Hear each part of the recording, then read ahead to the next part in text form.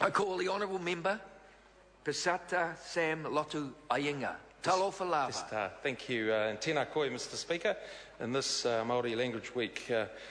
So I also speak in support of this financial reporting bill, sir. It's a very good bill. It's introduced by the Minister, Craig Foss, and what it really does is it improves the way that we report on financial entities, whether they be large or small across this country, by making all-purpose general financial reporting consistent, sir, consistent with the objectives of our financial reporting system, and it's got to have confidence and trust of investors, confidence and trust of creditors, but also those that read financial statements and must make decisions based on those financial statements, sir. And it's another example, sir, it's another example of this government demonstrating its ability to support not just small and medium-sized enterprises, but also large businesses, and going about their duties and obligations, not constraining them with red tape and bureaucracy, as we found under the Labor government, the 9 long years of the Labor government, but allowing them to prosper and not bogging them down with red tape and bureaucracy. And by cutting down on expensive and unnecessary reporting obligations, it builds a competitive economy. It allows employers to hire more people, and it also means that financial reporting is done in an appropriate, constructive and transparent manner, sir. So we know that more than 500,000 companies are registered in New Zealand, and all of them, regardless of their size, are required to prepare financial statements.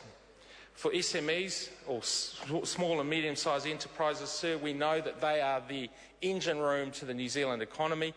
They provide many jobs and opportunities across our country, and it's important, sir, that they feel confident in a system that supports them.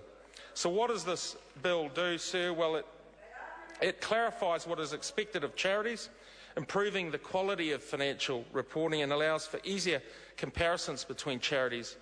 And the Commerce Committee received and considered 44 submissions, and we heard 16 submissions, and I'm glad the Green Speaker there also enjoyed and received well the submissions that were made, because we did at least hear from practitioners on the front line who were dealing with their constituencies, who were dealing with their customers, their consumers, and dealing with people out in our communities. And so the committee responded to that by increasing the threshold at which non-for-profit entities must prepare financial statements on an accrual rather than a cash basis from 40,000 to 125,000, and that was a reflection, and that was in a response to some strong submissions from various charities, as well as accounting firms and others who deemed the 40,000 threshold level to be insufficient.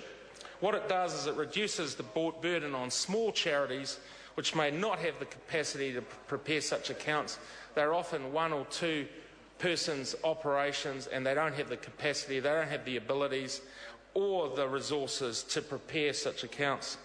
We also extended the deadline in which large companies that are not issuers must prepare financial statements in 3 to 5 months of balance date, and again in response to submissions we heard, in order for those companies to have sufficient time and sufficient resources to apply to their accounts from the balance date.